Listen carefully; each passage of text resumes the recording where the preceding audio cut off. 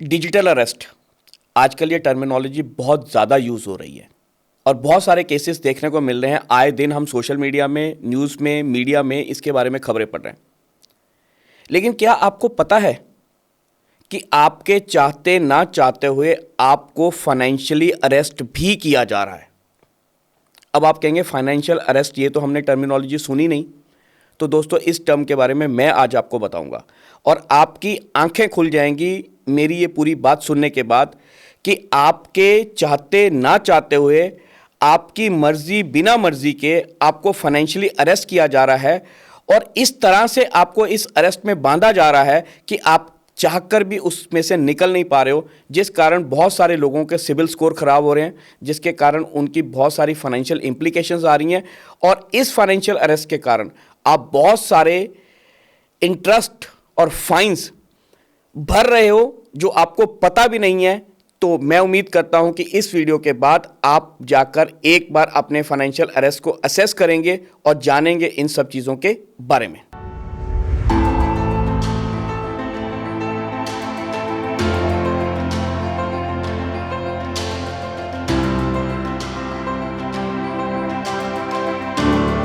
दोस्तों, financial arrest एक इस तरह का अरेस्ट है जो आपसे आपकी मर्जी से ही करवाया जा रहा है, लेकिन आपको पता नहीं है कि आप उस फाइनेंशियल अरेस्ट में फंस चुके हैं। एक दो मैं आपको छोटी छोटी एग्जांपल देता हूं जिसमें आप अपने आप को कोरिलेट कर पाएंगे कि हम फाइनेंशियल अरेस्ट में कैसे फंसते जा रहे हैं। पहला फाइनेंशियल अरेस्ट आपको किया जाता है जब आप किसी भी शॉपिंग मॉल में या इवन एक पेट्रोल पंप पे पेट्रोल भरवाने के लिए जाते हैं, तो आपको कुछ लोग क्रेडिट कार्ड्स बनाने के लिए आपका पीछा करते हैं। आपको फ्री में क्रेडिट कार्ड दे देंगे, आपका कोई सिविल स्कोर नहीं चाहिए, सिर्फ आपके डॉक्यूमेंट चाहिए। आपको भी लगता है कि आधार कार्ड और पैन कार्ड ही देना है, क्रेडिट कार्ड बनवा लेते हैं, 45 दिन का क्रेडिट मिलता है, उसके बाद हम इंजॉय करेंगे। लेकिन दोस्तों, ये जो क्रेडिट कार्ड की लत जब आपको लगती है और उसका साइकिल जब घूमना शुरू होता है, कोई आपको ये नहीं बताता कि उसके ऊपर आपका जो इंटरेस्ट है वो 36 से 40%, जी हां, 36 से 40% तक का इंटरेस्ट आपके ऊपर पड़ता है। और अगर एक बार आपकी पेमेंट मिस हो जाती है तो उसके ऊपर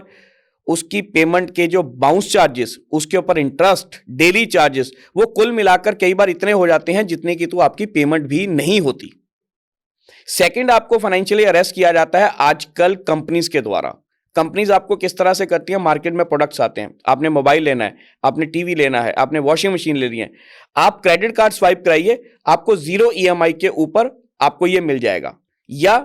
कई बार ऐसा होता है कि आप दुकानदार को कैश पेमेंट भी करना चाह रहे होते हो, आपके पास पैसा पड़ा है, लेकिन वो आपको कहता है कि सर आप अपना पैसा क्यों यूटिलाइज कर रहे हो, आप अपने क्रेडिट कार्ड से पे करो, हम उसके ऊपर आपको 5,000 रुपए तक का डिस्काउंट दे देंगे। और आप उस डिस्काउंट के ट्रैप में फंस जाते हो। जब आप क्रेडिट कार्ड से स्वाइप कराते हो तो अब आपको पता चलता है कि वो जो 5,000 का आपको डिस्काउंट दिया गया है और जो आपकी पेमेंट है वो बाद में इक्वेटेड मंथली इंस्टॉलमेंट्स में कन्वर्ट कर दी गई है।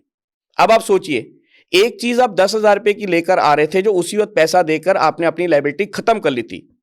दूसरी तरफ उसकी EMIs बना दी जाती हैं आपके अगले 6 महीने के लिए, जो आपको चाहते ना चाहते हुए अब भरनी पड़ेंगी। अब इसमें एक सिनेरियो और होता है, कई बार आपको वो चीज पसंद नहीं आती है और आप दुकानदार को वो चीज वापस कर देते हो कि मेरे को ये चीज नहीं चाहिए, और दुकानदार बड़े स्मार्टली आपकी जो उसकी हिस्से की पेमेंट होती है वो आपको वापस भी कर देता है। लेकिन जो आपकी EMI बन चुकी है उसको बैंक वाले कभी भी बंद नहीं करते, वो 6 महीने आपको चलानी ही पड़ती हैं। तो आप ना चाहते हुए भी इस फाइनेंशियल अरेस्ट के अंदर आ चुके होते हैं। एक आजकल हमको आदत है कि हर चीज को लोन पे लेने की। हम लोग मोबाइल, गाड़ी, घर, घर तो चलो बड़ी चीज होगी, लेकिन छोटी छोटी चीजों के लिए हम लोन लेने लगे हैं। बड़े इजीली लोन मिल रहे हैं। आप एक लोन लेते हो, उसको खत्म करते हो, दूसरा लोन लेते हो, खत्म करते हो, तीसरे लोन पे जब आप जाते हो, आप चाहें या ना चाहें, बैंक आपको गिफ्ट के तौर पे आपके घर पे क्रेडिट कार्ड भेज देता है। और आप बैंक से जब पता करते हो कि मैंने तो क्रेडिट कार्ड अप्लाई नहीं किया, वो कहता है सर ये आपको फ्री ऑफ कॉस्ट है, क्योंकि आपका सिविल स्कोर बहुत अच्छा है, आपकी जो क्रेडिट पैटर्न है वो बहुत अच्छा है, इसलिए हम आपको क्रेडिट कार्ड दे रहे हैं। आप भी सोचते हो चलो फ्री में आया हुआ है, क्रेडिट कार्ड है, ले लो, क्या फर्क पड़ता है। लेकिन जब आप इस क्रेडिट कार्ड की लत में पड़ते हो, आपको 45 दिन का सर्कल दिखाया जाता है, लेकिन 45 दिन के बाद जब आपकी पेमेंट डिले होती है तो उसके ऊपर जो ब्याज आता है वो आप सोच के भी हैरान हो जाओगे कि कितना ब्याज पड़ता है। और उसकी अगर बाउंस हो जाती है, उसका इंप्लीकेशन तो मैंने आपको दिखा ही दिया। तीसरा, आज की डेट में इंश्योरेंस कंपनीज जो सबसे ज्यादा आपके साथ फाइनेंशियली अरेस्ट कर रही हैं। आपने गाड़ी की इंश्योरेंस करवानी है, आपने बाइक की इंश्योरेंस करवानी है, आपने लाइफ इंश्योरेंस लेनी है, हेल्थ इंश्योरेंस लेनी है, टर्म पॉलिसी लेनी है, एक्सीडेंटल पॉलिसी लेनी है, कोई XYZ पॉलिसी आप बोलिए, बिना ई नैच लगाए कंपनीज आपको पॉलिसीज इश्यू ही नहीं करती हैं। आपको हमेशा ये कहा जाता है कि सर एक बार ई नैच लगा लीजिए, उसके बाद हम नैच को हटा देंगे। लेकिन बाद में ना तो इंश्योरेंस कंपनी ये कहती है कि सर ई नैच हमारे हाथ में नहीं है, क्योंकि बैंक ने लगाया होता है, क्योंकि पेमेंट बैंक के होनी है। और बैंक के पास जाते हो तो बैंक ये कहता है सर आपने जो कंसेंट है वो इंश्योरेंस कंपनी को दे रखी है, हमें नहीं दे रखी। और आप इन दोनों के बीच में उलझ के रह जाते हो और आपका ई नैच नहीं हटाया जाता। चलो किसी तरह से अगर आपने लड़ झगड़ कर ई नैच हटवा भी लिया तो क्या, जो आपने इतने दिनों उसके ऊपर कई बार चार्जेस पड़ चुके होते हैं जो आपको पे ही करने पड़ते हैं। आप एक सिंपल सा एग्जांपल लीजिए, आप कोई भी XYZ एक हेल्थ पॉलिसी या एक लाइफ इंश्योरेंस पॉलिसी लेते हैं, उसको पे करने के लिए आपको ग्रेस पीरियड के तौर पे कुछ टाइम मिलता है, 15 दिन, 20 दिन, 25 दिन मिलते हैं। अगर आप ई नैच नहीं लगाते हैं और उस दिन बाई चांस आपके पास पैसे की या फंड्स की अवेलेबिलिटी नहीं है, तो आप उस पेमेंट को 15-20 दिन के बाद पे कर सकते हैं, जिससे आपकी पॉलिसी लैप्स नहीं होती। कुछ फीचर्स आपके कम हो जाते हैं लेकिन लैप्स नहीं होती है। लेकिन दूसरी तरफ अगर आपने ई नैच लगा रखा है तो उस दिन आपके अकाउंट में पैसा है या नहीं है, आपकी EMI उस दिन लग जाएगी। और अगर आपके अकाउंट में पैसे नहीं है तो वो EMI बाउंस होएगी। जो कंपनी जिसका आपने नैच लगा रखा है वो आपसे अलग से फाइन चार्ज करती है। दूसरा, जिस बैंक ने उस नैच को डिसऑनर किया वो अलग से चार्ज लगाता है। दोनों मिलकर ऊपर आपके ऊपर इंटरेस्ट लगाते हैं। और तीसरा, कई बार ये होता है कि आपका नैच ज्यादा अमाउंट का था, आपके अकाउंट में पैसे कम है, आपने शायद किसी और इंस्टॉलमेंट के लिए पैसे रखे हैं, वो इंस्टॉलमेंट भी पास नहीं हो पाती क्योंकि बैंक आपका नैच बाउंस होने के कारण कई बार आपका बैंक अकाउंट भी फ्रीज कर देता है। तो इस तरह से भी हम फाइनेंशियल अरेस्ट के कब्जे में जाते जा रहे हैं, जो हम नहीं चाहते हैं लेकिन हम हो रहे हैं। अब आप कहोगे कि मेरी तो कोई भी इंश्योरेंस पॉलिसी जो है या कोई भी प्रोडक्ट है मैंने तो बहुत साल पहले खरीद रखा है, या हाउस लोन आपने बहुत देर पहले खरीद रखा है जिसकी EMIs आप खुद पे करते हो। नॉर्मली हम लोग पहले क्या करते थे, बैंक्स में जाके या तो कैश डिपॉजिट करते थे या हम चेक से पेमेंट करते थे। कैश वाला तो आजकल सिस्टम भूल ही जाओ। हर इंश्योरेंस कंपनी ने और बैंकों ने भी लगभग जो अपने लोन्स हैं उसके अगेंस्ट में कैश पेमेंट्स तो लेनी ही बंद कर दी, आपको चेक्स ही देने पड़ते हैं। लेकिन अगर आपने चेक से पेमेंट कर रहे हो और अगर आपकी चेक की पेमेंट किसी कारण से, मैं कहता हूं आपके अकाउंट में पैसे भी पड़े हैं, बैंक के किसी टेक्निकल रीजन के कारण या सर्वर के डाउन होने के कारण उस दिन वो बाउंस हो जाती है, तो अगली बार आपके ऊपर ये प्रेशर बनाया जाता है कि अब ना तो हम आपसे चेक लेंगे, कैश तो हम लेते ही नहीं है, अब आपको जो पेमेंट है वो ऑनलाइन तरीके से ही करनी पड़ी, हम आपको लिंक देंगे, आप लिंक के ऊपर पेमेंट कीजिए। आप सोचते हैं कि कोई बात नहीं, मेरे पास डेबिट कार्ड पड़ा है, मैं उसके थ्रू उसकी पेमेंट कर देता हूं। कर भी देनी चाहिए, क्योंकि आपने अगर एक पेमेंट करनी है तो वो करनी भी चाहिए। अब आप देखिए, जब आप ऑनलाइन पेमेंट करते हो और जैसे ही आप अपने कार्ड के नंबर डालते हो, अगर आपने ध्यान नहीं दिया होगा तो नीचे ऑटो डेबिट का टिक बाय डिफॉल्ट लगा रहता है हर क्रेडिट कार्ड और डेबिट कार्ड के ऊपर। अगर तो जो लोग डेली इन चीजों के साथ डील करते हैं उनको तो पता है, वो तो वो टिक हटा देते हैं और पेमेंट कर देते हैं और अगली बार वो ऑटो मैंडेट से बच जाते हैं। लेकिन जो लोग डिजिटल पेमेंट्स में नए नए आए हैं या जिन लोगों को नहीं पता है इन पेमेंट्स में कैसे सावधानी बरतनी है, उनका ऑटो डेबिट बाय डिफॉल्ट लग जाता है और अगले साल आप उस पॉलिसी को कंटिन्यू करना चाहते हो या नहीं करना चाहते हो, आपके बिना रिमाइंडर के उसमें से ऑटो डेबिट होकर पैसा आपके अकाउंट से कट भी जाता है और आपको पता भी नहीं चलता। यह होता है आपके साथ तीसरा फाइनेंशियल अरेस्ट।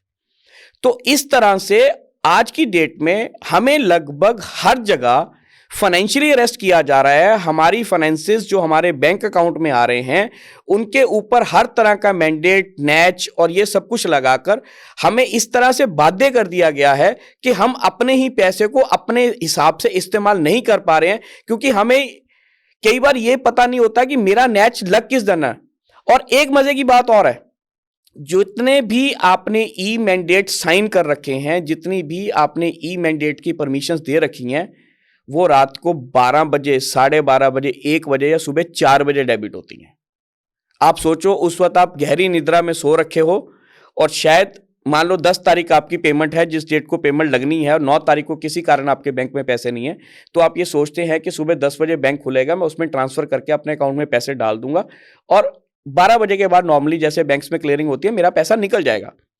लेकिन आपको पता ही नहीं चलता, जब तक आप सुबह 10 बजे बैंक जाके पेमेंट डालने की कोशिश करते हो तब तक तो सुबह 5 बजे ई नैच आपके बैंक में ऑटोमेटिकली प्रेजेंट हो गया होता है, बैंक उसको बाउंस कर चुका होता है, आपके बैंक चार्जेस भी कट चुके होते हैं, आपके ऊपर प्रेशर भी बिल्ड कर दिया गया होता है और दूसरी तरफ आपके सिबिल स्कोर भी खराब कर दिया जाता है।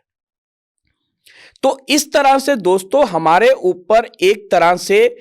ये ऐसा अरेस्ट बनाया जा रहा है जिसको आज हम लोग देख नहीं पा रहे हैं या अभी हम लोग समझ ही नहीं पा रहे हैं, क्योंकि अभी जो बातें हो रही हैं वो सिर्फ डिजिटल अरेस्ट के ऊपर चल रही हैं, फाइनेंशियल अरेस्ट के ऊपर तो कोई बात कर ही नहीं रहा। और इसमें सबसे बड़ी एक प्रॉब्लम है कि बैंक्स के पास और फाइनेंशियल इंस्टीट्यूशन के पास कोई इस तरह की उनके ऊपर रिस्ट्रिक्शंस नहीं है कि एक अगर नैच बाउंस होता है तो उसके बाउंस चार्जेस लगाने कितने हैं, कोई लिमिट नहीं है। मैं आपको छोटा सा एग्जांपल देता हूं, आपकी कोई एक ईएमआई बाउंस होती है, जिस फाइनेंसर ने आपको बाउंस करी है, जिसका आपने लोन देना है, जिसकी ईएमआई बाउंस हुई है, पहले तो वो बाउंस चार्जेस के नाम से 500 से लेके 1000 रुपए एक मिनिमम चार्ज है जो वो लगा देता है। उसके बाद पर डे के हिसाब से 30 रुपए से लेके 100 रुपए तक आपको पर डे के हिसाब से वो चार्जेस पड़ने शुरू हो जाते हैं और उन चार्जेस के ऊपर 18% का इंटरेस्ट हो गया। तो मोटी मोटी अगर मैं बात करूं, अगर आपकी 10,000 रुपए की एक ईएमआई बाउंस हुई है तो उसके चार्जेस के रूप में आप लगभग 10% 1000 रुपया तो अपने फाइनेंसर को पहले चार्ज पे करते हो। अब दूसरी तरफ आता है आपका बैंक, जिस बैंक में से वो ई नैच या ई मैंडेट है वो बाउंस हुआ है, वो बैंक भी अपने जो है 500 से लेके 1000 तक के चार्जेस लगाता है, 18% उसके ऊपर जीएसटी लगाता है और आपके अकाउंट में एक रेड मार्क भी आ जाता है कि आपका जो मैंडेट था वो बाउंस हो गया इनसफिशिएंट फंड्स के कारण। तो आप ये देखिए, एक 10,000 की ईएमआई आपको एंड ऑफ द डे 12,000 रुपए में पड़ी, सिर्फ एक 6 घंटे की आपकी गलती के कारण। जैसे कि कहा जाता है कि जो बैंकिंग आवर्स है वो सुबह 10 बजे से लेकर शाम को 5 बजे तक है, तो फिर आपके जो ई मैंडेट है वो सुबह 10 बजे क्यों नहीं आपके बैंक में लगते, वो क्यों रात को 12 बजे 3 बजे 4 बजे या सुबह 5 बजे लगते हैं? हम लोगों ने कभी इसके ऊपर गौर ही नहीं किया और ना कोई हमें इसके ऊपर बताने वाला है, ना कोई इसको क्लियर करता है और ना ही हमारी जो गवर्नमेंट एजेंसीज हैं, चाहे बैंकिंग के ऊपर आरबीआई है, चाहे इंश्योरेंस के ऊपर आईआरडीए है, इन सब चीजों को रेगुलेट ही नहीं कर पा रहा। तो दोस्तों इन चीजों के ऊपर ध्यान दीजिए, अपने आप को फाइनेंशियली अरेस्ट होने से बचाइए, बेमतलब के जहां पर नहीं जरूरी हो वहां पे ई नैच मत लगाइए। अगर कोई भी आपको ये कहता है कि बिना ई नैच के आपको ये फला फला सर्विस नहीं मिलेगी, तो उससे ये बोलिए कि मेरे को इससे रिलेटेड जिस भी चीज के अंडर वो आता है, अगर बैंक है तो आरबीआई के अंदर, अगर इंश्योरेंस है तो आईआरडी के अंदर आता है, उनको बोलो कि मेरे को ये रेगुलेशन या मेरे को ये नोटिफिकेशन दिखाओ कहां पर लिखा है कि बिना ई नैच मैंडेटरी किए हुए मेरे को इंश्योरेंस पॉलिसी नहीं मिल सकती या मेरे को लोन नहीं मिल सकता या मैं इसके बिना अपनी कोई पेमेंट नहीं कर सकता। अगर आप आईआरडी के साइट पे जाके देखेंगे